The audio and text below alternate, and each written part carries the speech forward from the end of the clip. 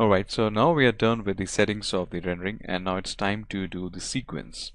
So the render sequence is, a little changed since Maya 2017. Before we used to go to the render and we, used to click to the batch render and then Mendelray does the job. But now, since we are using the Arnold, so you may could do the batch render, it's not a problem, but if you would like to do the batch render, then Arnold would definitely like to seek the license information. So because here the batch render now is considered to be as a network rendering. But if we have the Maya 2017 and I just wanted to do the rendering in my local machine, so I don't need to take any, I don't need to buy any license of the Arnold. I don't need to go over to the batch render, because if you like to do the batch rendering, then it will going to show you with its own watermark. But I don't want that thing, so I could simply take the advantage of the render sequence, which is you may could say the new settings they have incorporated since 2017.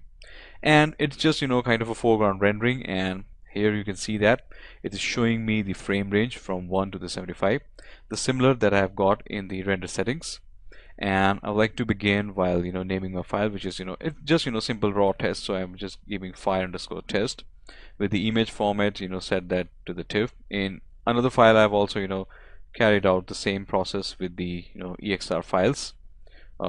Yeah, that was EXR, but in this case I'd like to begin with .tiff, and maintaining the gamma over here with the frame ranges starting from 1 to the 75. And I've also changed the frame animation and from name.hash.exe.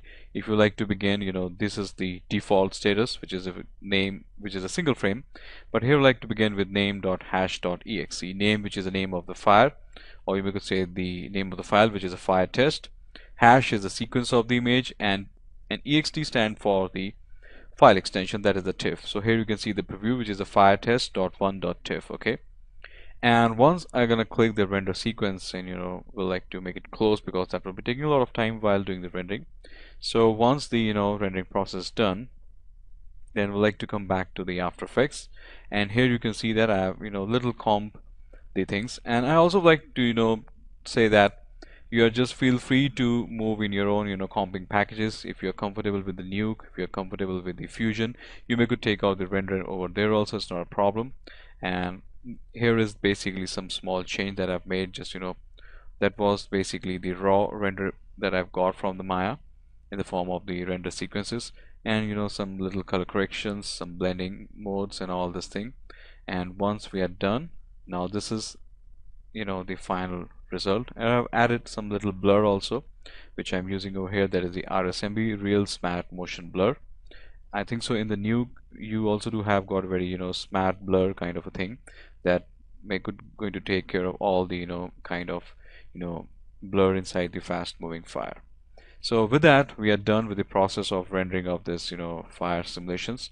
Now it's time to move to the next clip.